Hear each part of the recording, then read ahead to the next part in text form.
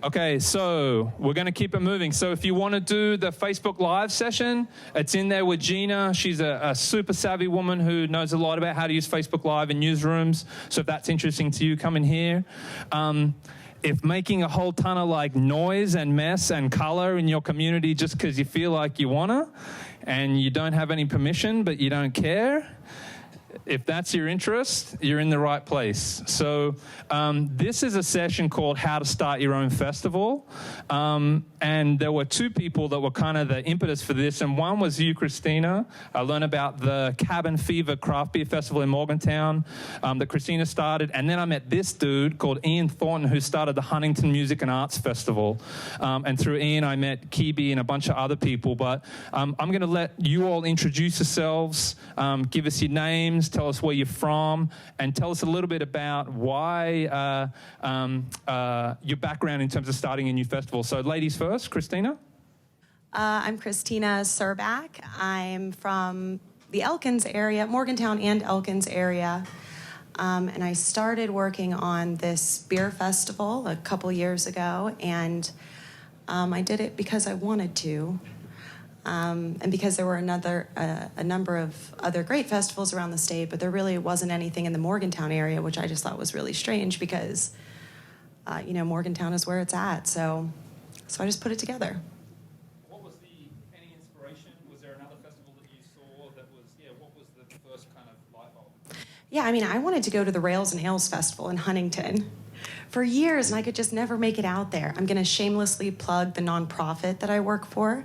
I'm the director of West Virginia Women Work.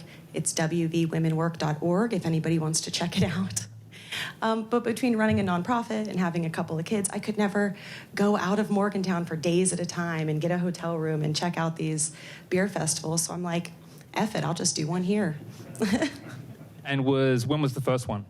It was February of this year, so February 11th, 2017 at Milan Park. How many people did you get? We had about 1,300 through the door that day. But leading up to the festival, I had pre-sold 400 tickets. So I'm like, this is about to bomb, and I'm about to lose all of my savings. But then that day, everybody showed up, and it was pretty rad. How much fun was it? Surprisingly, so going into this, I'm like, okay, I already have a full-time job. If I'm going to do something on the side, it needs to be something fun. And this looks legit because I could drink beer while I'm putting it together. And I did. And then the day of, if you've ever orchestrated anything, the day of is usually chaotic. And all day long, I'm just waiting for the other shoe to drop. But it was smooth sailing. Everybody was so cool. The vibes were great. No catastrophes. And so as far as, putting together a huge event like that, it was actually a lot of fun the day of, awesome. Which surprised me. I want to get back to some nuts and bolts, and I'm sure some people will have some questions. Ian, tell us about yourself and what you've been doing in Huntington. My name is Ian Thornton. Oh, sorry. My name is Ian Thornton, born and raised in Huntington.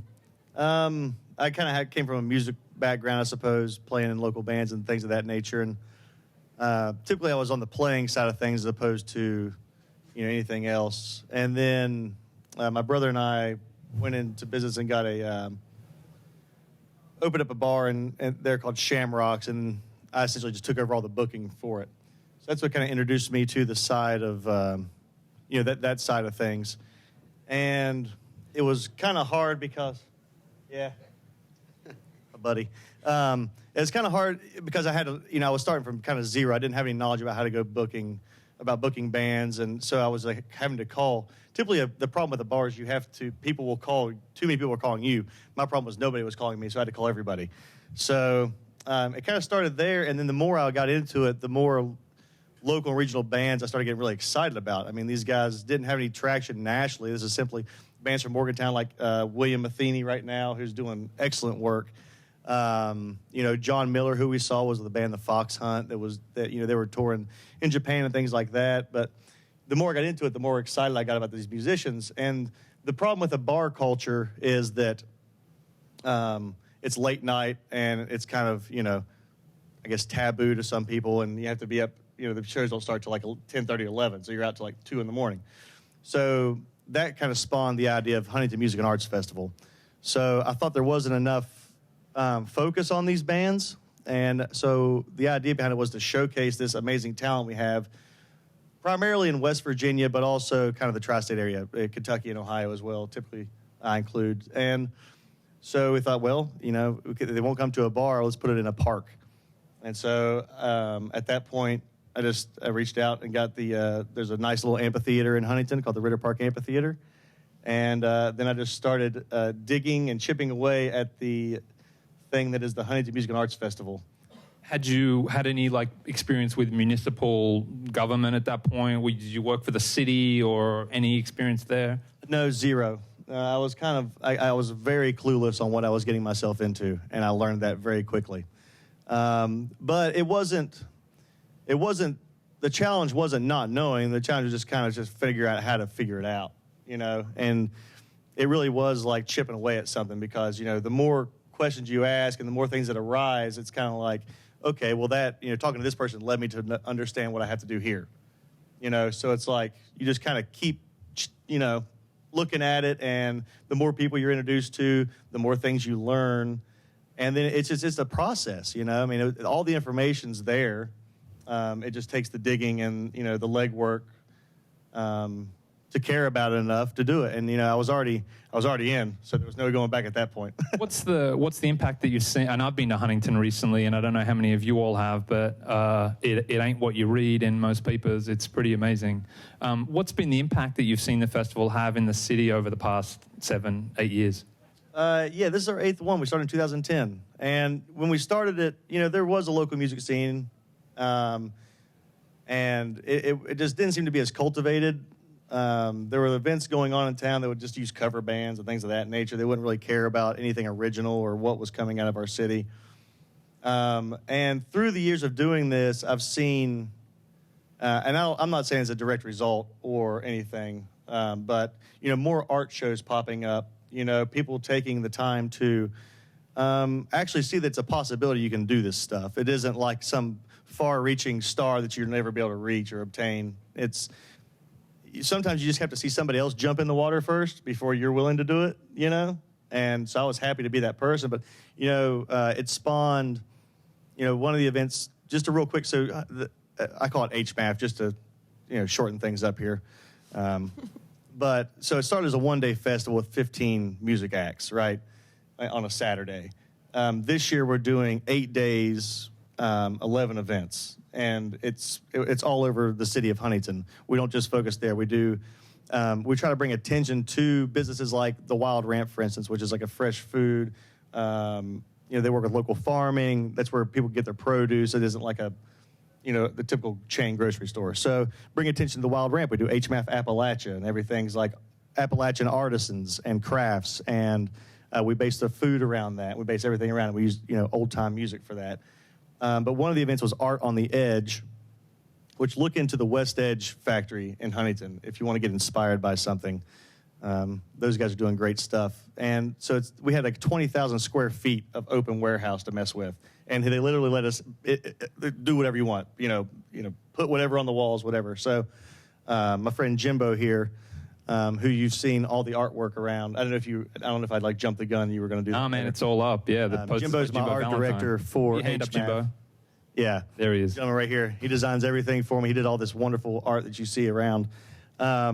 So we kind of push people to, there's a lot of bedroom artists that aren't willing to come out. And, they might be fantastic artists, but they're maybe afraid or just not, don't think they're good enough or whatever. So we want it to be a platform. It's inclusive, not exclusive. There's a submitting process only to show that you have stuff to do, that you're actually willing. Basically, the thought behind that is if you can't even send me a picture, then I'm not going to count on you to show up, So, but we've never turned anybody away. And, we counted 250 pieces of art that were donated. Well, not donated, but, essentially loaned out, over 25 artists. And that event itself spawned our friend Zach White to create what's called the Huntington Culture Storm now. And it's a quarterly event. Essentially, there's no real time frame about it, but he spreads it around Huntington. It does it at different venues every time, opens up to different artisans, craft vendors, artists. And, he's doing this at least 4 times a year now. And it's another way. And the more times people see people doing things, oh, crap, I didn't know this was a thing. Like, I want to do that. Yeah, so one of the reasons we really wanted Ian and Christina and Kibi here at News Story was that you can tell a community till you're blue in the face that, hey, this would be great to do, but until you see another community that did it that kind of looks like you, it can be hard to get. And so Kibi, I want you to, Ian is he's not a dude that brags about himself, but I think Kibi will. The example of Huntington is that one little effort is incredibly contagious, and that it snowballs into other things and other people and other events. And Ian mentioned Culture Storm. Kibi, just talk for a little bit, mate, introduce yourself and talk a little bit about the impact that Ian's initial effort kind of had in sparking some of the other festivals and things happening in Huntington. Right, yeah, so I'm Kibi Gilberson. I work for the city of Huntington. Push the mic in a bit. Push it closer. Can you hear me? There we go. Okay, so I'm Kibi Gilberson. I work for the city of Huntington. I'm also the vice president of Create Huntington, and I've got my hand in a couple of events around town. But I think Ian's being way too humble about the impact that HMAF had on the whole area around Huntington. Not only did he, give an outlet to all these artists that, were starving to show, their skills, and these musicians that were great, but just didn't have a stage to play on. He provided that, but not only did he do that, he showed the average guy that it's possible to do an event. And so that's what drives us crazy around town, is someone will say, well, Huntington sucks because it doesn't have something. Well, then just do it. Just go out and plan it. Make a call. It's a snowball effect. So you call one person, get them excited. Next thing you have 10 people excited. And then you have a whole community that's excited. So that's kind of what happened with the Tri-State Homebrew competition that I planned in Huntington. I was talking with a guy named Dave Lavender, which is a fantastic journalist for the Herald-Dispatch. And he was talking about this awesome homebrew competition that Huntington used to have with, 300 beer submissions from all over the country. But he said it just kind of died out because, it got too big and there wasn't that excitement for it. But I think what HMAP did is showed that if you start small and grow, you can get as big as you want. And so I kind of took that philosophy, and, luckily we have Ian in town, so I'm sure he gets upset at how much I call him. But yeah, he just gave us an outlet to do that and the resources. And, it's great to be able to have someone to call like that and be like, hey, man, where do I get a PA? I need a band in an hour and a half. Who do I call? So that's always great. But yeah, HMAP definitely started like a cultural revolution, I would say, in Huntington. And talk to me, where did Create Veggington come from? Create Veggington was the brainchild of a guy named Bruce Decker. I'm sure a lot of you know Bruce. He's familiar all over the state and all over the East Coast. And so he's a longtime vegetarian, vegan, and he was upset with the amount of vegetarian options in town. And so if you know Bruce, he comes with these big ideas, and some of them stick and they're great, and this was one of them. I've known him for a couple years, and he's always pushed, let's do an all-vegetarian festival. And so, that sometimes the climate didn't feel right. But then again, it was like, let's just go for it. And we have this amazing turnout. Probably 200 people show up. Ian and I got to dress as vegetables, so that was always cool. And I was going to go in costume, Right. And there's a lot of room to grow with that festival. There was a great turnout, and I think people are really excited to see that to come back. So in a minute, I'll start with Christina, but I want to ask some of you all about money. I think the elephant in the room is money. People are like, well, you need some money. But talk to me, aside from money, Ian and Kibi first, what were the things that were in the city that made it possible, like tangible and intangible? In terms of if there's a town out there that's trying to copy something like this, what are the ingredients that they kind of need to nurture? Yep. So you get the idea you want to do a festival like this or something, whether it be a beer festival or a music festival or, a ramp festival. We have one of those too. Essentially, you just kind of got to think of the nuts and bolts of it. So you think what location you want to do it, or where you want to hold this event. And that's kind of where you have to start. So, just think of the most basic thing, like, where do I want it? What date do I want it to be on? Think about the time of the year. Will it, it's going to be hot or it's going to be, whatever. Just kind of the nuts and bolts of it. So luckily for me, the Greater Huntington Park and Recreations District was the kind of the first people I turned to because they owned the park. and they had the amphitheater. And the amphitheater at that time was severely underutilized. There was a theater group in town at the time, and essentially, besides weddings and things, the amphitheater would sit vacant for the entire year. Aside from they would do typically 2 plays during the summer, it would be vacant. And, there was all these stories. I mean, the amphitheater, I think, was constructed in, the turn of the century, early 20th century. It had been there and slowly grown since then. And there was, back in, I always heard stories about the 60s and 70s, big, great festivals and stuff. So, luckily for me, the Park and Recreations District was where I started. And then you learn from there, like, okay, well, this is your rental fee, So, okay, well, you mark that on a budget. And then say, well, you have to have insurance if you're going to do it here. You have to take care of the people just in case they get injured. So, okay, well, there's insurance too. And you have to have police just because. You have to make sure that people are acting correctly. So that's another thing. So it's that thing I was mentioning earlier. You just start learning more by asking questions. And they'll tell you what you have to do. Some things you're going to learn on the fly. But really, the key is just start to ask the questions. Find your nuts and bolts. Find where you want to do it. Find the general information. And then just grow it out from there. Like Hebe said, snowball effect. With me, I started very small. I didn't have any aspiration to try to book, some huge band in there. I wanted to celebrate what we had. And so I was working on zero budget, a lot of basically all my own money. And then I realized I was going to need money. So How much money? Give me ballpark. So that festival ran me around, I think the first one, like about $7,000, I think, to start up. Did you get it back? I lost money the first one, but it's the only year that I lost money, and I only lost about $800 of my own money. So I wasn't disheartened by that because people came, and I found that to be a success. That we had implanted it that then. Like nobody really told me I couldn't do it, but it was nice to put a thing in motion and make it happen, get through the event, and then the Huntington Music and Arts Festival was started. We did one. And at that point, it was easier to sell every year. Because every year, I'm still learning things. This is our 8th year, and I'm still learning about things that can make the festival better or ways to partner with people. So it's not any kind of grand scheme. There's no formula that you go, well, this, boom, festival.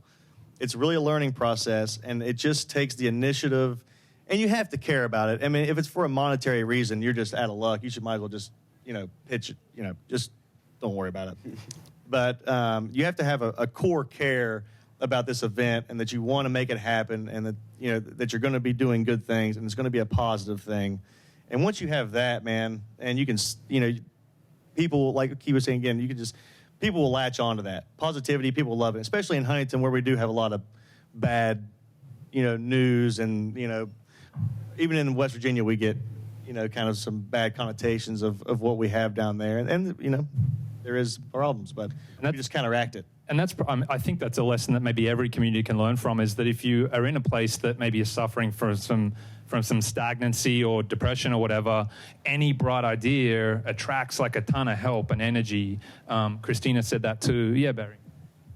So did you go to the Huntington City Council for help? Did you work with the local government at all? Not at first, no. I'm pretty picky about what I do, and I guess I have a problem of being like a micromanager to an extent, because my problem was I was taking all the risk, so I felt that I had to have my hand in every aspect of it. And my worry was, at the time, if I approached them for funding or anything, then I would lose control. And I was just not prepared to lose any control. I wanted to have the ultimate say in every aspect of this thing. So not then, I didn't. But as we've grown, the city has been more involved in supporting the idea. Last year, Mayor Williams actually declared it HMAF Week. I gave him my own little booklet. What do you call this thing? A decree, a proclamation. Yeah. He lets everyone know that too. Yeah, to carry it around. Very nice. It's a very nice binder as well. I have a day named after me. Do you have a day named after you? No, I don't. No. I've walked around Huntington with Ian Thornton too, and I'm not saying people bow, but people bow. That's the thing. Christina, I'd love to hear from you about what steps, from the moment you were beer festival, what were steps 1, 2, and 3? Like, what were the things that kind of you had to do first to get you going? So with my festival, I decided kind of early on that I wanted to keep it. Initially, it was regional breweries, Appalachian breweries. Then later on down the road, that kind of zeroed in on just West Virginia only. So only breweries that are brewing their beer in the state of West Virginia. And so because we have so few of them, there's like in the mid-20s breweries. So what became most important was looking at other festivals and other events around the state that were incorporating craft beer, because there's so few of them, and many of them are like a one-man crew. So they don't have the staff and the capacity to attend multiple festivals in the same day. I know in West Virginia we do the Craft Beer Week in August. And when I started approaching brewers, they were like, please do not do anything anywhere near August. We already can't keep up. And this is like, we have a handful of festivals. We don't have that many festivals. But they couldn't accommodate not one more during that typical festival season. So if sticking with, wanting to promote just local breweries, then the most important thing is finding a date when they can actually participate. And once you can find a date, then you can try to match a venue with that date. For me, my date was way out of the typical season, and so my venue had to be indoors. And fortunately, here in Morgantown, we have Milan. Also, fortunately, Milan is outside of city limits, so that made licensing easier. So that brings us to licensing. I applied for my festival license through the ABC, I think 8 months prior to my event, and I got it like 2 weeks before. And this was me like every day calling the ABC, like, hey, what's going on with the license? What's that organization? It's the Alcohol and Beverage Commission. State, yeah, West Virginia ABC. And so I guess they just have a process there where if you submit it early, it just sits there until about a month before. And I've heard other festivals say that the ABC walked it on site the day of the festival. So that's pretty nerve-wracking because, I'm dumping money into promoting this thing. And if the license doesn't come through, you don't have a festival. Kibi, you had a really unique kind of workaround. You told me about the first year of the Home Brew Festival. What was your solution for not being able to sell beer in the street? Is that right? Right, yeah. Since home brewers aren't licensed through the state, you can't actually sell their product. And so what we did, because we didn't want to make it just an all-out free, so we did a suggested donation at the door with all the funding going back to charities. So we did a $10 suggested donation at the door. I think we raised around $2,000 or $3,000, and then gave it to local nonprofits. And that's one thing. If you do hit a bump in the road like that, the state's not willing to work with you, just stay on it. I mean, like she said, she was after it for 8 months, and then finally, and now I'm sure that it's more of a streamlined process. They know who she is, and really get in and out. And what else, Christina? Give us one more step to kind of when this thing became real and what you needed to do. I guess I want to talk about money a little bit because I don't have a lot of it. And so, when you start thinking about putting something together, what I did was I created a pretty thorough budget, and I started looking at what has to be paid up front versus what I can pay out of the profits of the festival after the actual event, which was kind of risky because if the event doesn't fly, then you owe people money that you don't have. But going into the festival, I only spent $14,000, and $8,000 of that was on a credit card. So I only really came up with $6,000 cash to put the event on, and I made money. So I didn't lose any money in the first year, and I think that it will continue to grow. That little bit of money I did make, I'm just going to put back into next year's event. But I didn't need a tremendous amount of cash. I just needed a tremendous amount of blind faith. Huh. How many people, did you do all of this literally yourself, or what kind of a team of friends and volunteers did you have? I did most of it myself, but we also had a BJCP beer judging competition, which is like the legit organization for beer judging, and that turned into a monster. And it was as much planning as the festival itself. So I called up one of my good friends and I said, hey man, if I give you some cash, can you just take this off my hands? And if you can't, cash after the festival. And if you can't, I'm just gonna drop the whole thing. But one of the things that was really important to me was doing something to benefit the brewers, because everybody looks at these beer festivals and they're like, well, the brewers will come out because it's advertising. But it's really very difficult for them to get there. Sometimes they don't even distribute in the area of your festival, so they're not getting anything out of it. They're selling these kegs to the festival at wholesale prices, so they're making less on the kegs than they would if they were in a bar somewhere being poured by the glass. So I really wanted to have something that would benefit the brewers, and although I was going into it for money, that's why I did it. I approached everything in a really positive way and in a way that I feel like would benefit anybody that I approached. And I've seen some festivals do that differently. It's very clear when you arrive at the festival that they're just in it for the money, and there's really little attention paid to anything else. And so I think you can, as long as every person or every brewery that you approach, you do it with positivity and thinking about what benefits them, what actually benefits them, and asking them what would help you. How can I get you to participate? And maybe that's getting them a hotel room or, paying for the beer up front versus after or... Awesome. Ian, you're nodding your head. What have been the relationships that you've been able to form in Huntington amongst businesses, hotels, whatever it is, that have made them see that they are partners in what you're trying to do? Have you seen people kind of get on board and want to contribute? Certainly, yeah.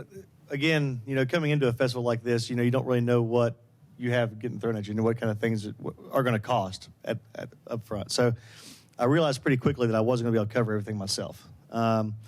So then I started thinking sponsorships. So, it's a good way to go about getting local businesses to help contribute. And then, so what I try to do is I formed, a sponsorship packet. I made 4 levels of sponsorship, bronze, silver, gold, and platinum. Luckily for me, and I focused on local businesses. I didn't try to focus on any kind of big chains or big organizations because this event was going to benefit Huntington and Huntington's local business. So I started there, and luckily I got a lot better response than I anticipated. Why is that, do you think? I think people were just excited about the event, maybe, and I felt that I was selling it pretty good too, So it's going to be great, I swear. Just come. I know we haven't had one yet, and that was the problem too. Was we hadn't had one yet. Yeah. So we had nothing to show about how we're, I promise, man, it's going to be cool. It's going to be cool. Yeah. I have a quick question. I was wondering, in any of your events, did you create an overarching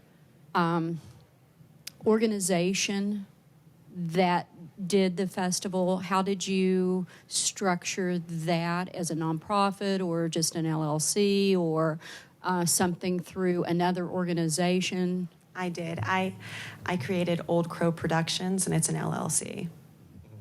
I did the same. I didn't do it until I think the second or third year. The first year I just kind of winged it, but I made it HMAF. It's HMAF LLC, and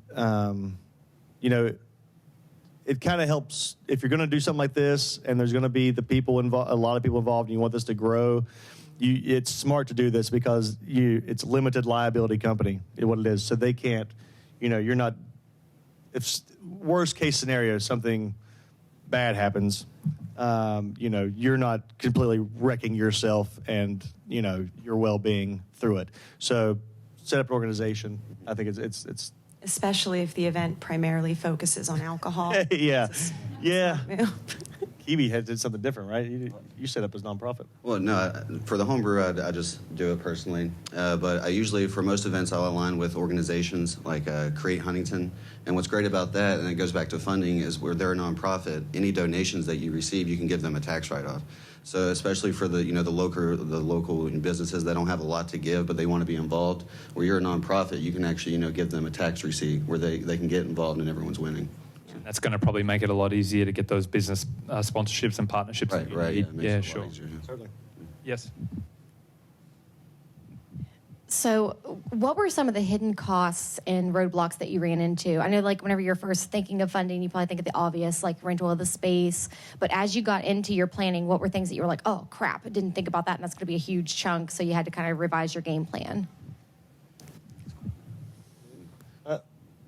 Okay, good Kate. Well, I know for homebrew, one of the things that I was like a week out, everything was going good, and then I was a couple days out, and I realized I didn't have any cups. So I needed to get like 5,000 cups in a couple days, and thank God for Amazon Prime. But yeah, there's always those things that pop up, and then for the second year of homebrew, I forgot to get cops there. So I had a beer festival with no security. So I had to scramble and pull favors with HPD and try to get security there. So those things will always pop up. It's about how you react to them, and like he was saying, you got to learn to really go off the fly. Yes. So being a for-profit business, I partnered with nonprofits to get volunteers to come and help at the festival. So kind of being a one-man show, I didn't have the manpower to put on a festival. And so I think that was probably one of the biggest hurdles towards the end, because I was trying to get them all to have this pouring certification, and it was like wrangling cats. So going into next year, I have another friend that's come on board that will primarily focus on volunteers. Yeah, that's cool. It's, Dan. Dan?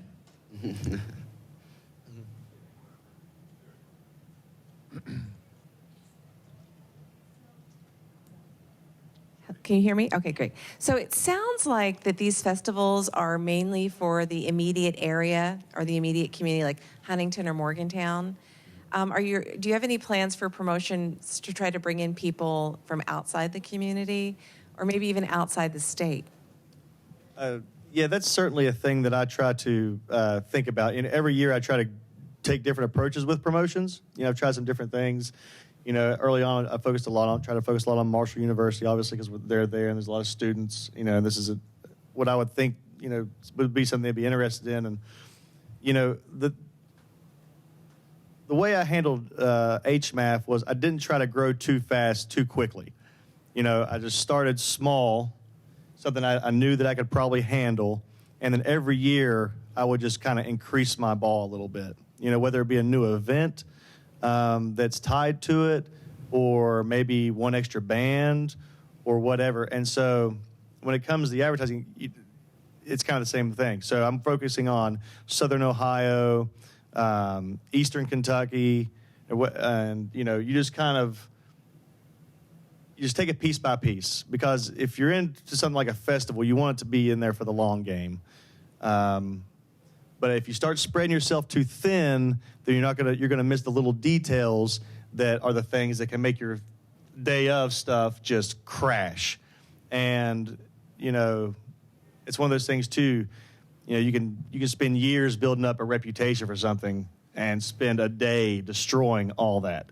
So it's all about the tiny details, not overworking yourself, not spreading yourself too thin. A thing I had trouble with was actually asking for help. Like, Jimbo's been with me since the very beginning, and a select other few, a film crew that I use called Brain Wrap. And, besides that, I took this whole thing on, I'm learning now, and now I have a whole planning committee. We have a group on Facebook, there's like 16 of us, so we have ideas. I don't run all of these events anymore. So we have HMAF Film Night, which Brain Wrap takes over, and we do a 72-hour film challenge. We have a comedy night, which a fellow named Nate Sesko handles. So it's all about just grow organically and don't try to bite off too much at one time. Because, at that rate, again, if you're in it for the long haul and you want this to be something that becomes profitable and you do start making money on, then, just bite off what you think you can handle. Have we got any budding festival entrepreneurs out there that are thinking about doing something? What are you up to? My name's Tom Hart, and I'm from Grafton. Last year, a handful of our friends, hi Quinn. Last year, a handful of our friends had the brainy idea to start this thing called Artstock, and it was basically geared as a day for all things creative. My wife and I own a campground about 5 miles outside of town, so we held it out there in an outdoor venue. And we were hoping to get 12 vendors, but we ended up with about 30. It was an amazing day, and we're looking forward to. We are going to continue that this year with another one-day event, with the hopes of getting it morphed into maybe a multi-day event coming up. But I really appreciate what you're telling me that you're doing in Huntington. So I'm looking forward to take that back. Awesome. All aboard Grafton, right? So that's Tom. So another example of like pretty much every one of your communities will have that organization sitting there that's a group of community people wanting to work together. And, you guys found Create Huntington. I'm not sure. Did you find a local community organization to partner with, or was that a struggle? No, but to be fair, I didn't, just striking out the first time. I had a very particular idea about what I wanted to do, and so I didn't really reach out to any besides the nonprofits that I worked with for volunteers. But if you do something once and you do it really well, people just really come out of the woodwork. And so I'm talking to a few different groups right now. So it sounds like, the one key lesson that I'm picking up out of this is that if you have a good idea and are brave, there are people in West Virginia that will help you. I see this in my work every day. Like the hub relies on favors constantly, and people are always pleased to help. It's one of the unique things about the state, so please use it. But just in a couple of minutes, one piece of advice for the people that are sitting here thinking, I've got an idea, but I'm scared or I don't know what to do next, something that might just kind of push them over the edge. Kibi? I would say reach out to like-minded people. I mean, if you have that idea, there's someone else in your community that also has that idea, and you together are going to be way more powerful than you by yourself. And so, it's, like I was saying, it's a snowball. So you have 2, next thing it's 10, and then you have a small army of people that are like-minded, and then they know somebody, and then this person knows somebody. Next thing you know, like the Wee Band that you were at last week, I think we had probably 10, 15 different organizations under one umbrella, all working together, doing their own part.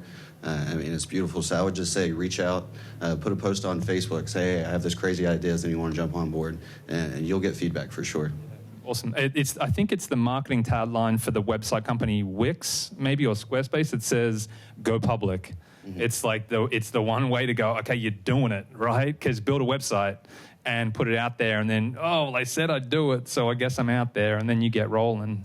Christina? I feel like when I tried to talk to my friends about what I wanted to do, no one had any idea what I was talking about. They're like, what, a beer festival as an individual? I don't even understand. So I couldn't really get people on board initially. But I think, right, I had already formed the company, and I was getting ready to pay for the venue, and I was getting cold feet, and my boyfriend, he said, well, what do we have to lose? We're going to miss one vacation. And, this could turn into something really great. And if in the end it doesn't, and we just missed a vacation, then, so what? What have we lost? Cool. Yes, ma'am. One other quick question. Does anybody know if there is a database or an organization within the state that lists all the different festivals and a contact person for them, so that if you want to do something similar to something that's already being done someplace else, you can contact them to get advice? Yeah, I'm not sure at the state level, but we have multiple things within Huntington that we check. And then, once you get this event and there's 50 people on board, you just throw a feeler out there. Like Dave Lavender is a good one because he knows everything that's going on in the state. So anytime I have an event, he's my first call and say, Dave, do you know what's going on in this state? And you got to make sure there's not another event, because like you were saying, if you try to plan against someone else, it's not helping your community at all, and both events are going to suffer. Yeah. I think maybe tourism. I think the Division of Tourism potentially, and then Google. It's amazing. At least for beer festivals, we have the closest thing we have to something like that in West Virginia is a site called brilliantstream.com. And Charles. He's here. He's out there. His website is set up, so check it out. Yeah, Charles is here. So, and this is just like a dude with a blog, and he puts it all together, and it's all out there. And I really utilized his website a lot, and then I identified people from pictures and people that he wrote about, and I just called them up and asked them questions. Cool. Lucky last man, a piece of advice for people to make their dreams happen. Well, it is obtainable, and you just have to be confident. If you're going to do it and you're going to take it on, and think about it, be confident and don't half-ass it. If you're going to get in there, you got to get in there with everything. Yeah. And whether that be, and it's a lot of time. I'm sure both these do. The time, but hey, it's your time and it's your event, so you should be wanting to invest that time, But don't do anything half-hearted.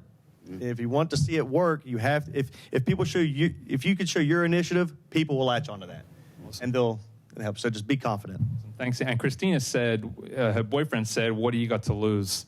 I don't know about you all, but I feel like that is something that in the communities that we're in West Virginia at the moment, probably a lot of them feel like that, right? Like any sort of a positive a piece of activity or something is going to be well received. So thank you, Ian, Kibi, and Christina. Catch up with these guys, ask them questions, figure out how they did it. And in a year's time, I want 3 other people sitting here telling me about how they did this. I'm looking at you, Tom, and some other people. So thank you, guys. I appreciate it very much. Thank you.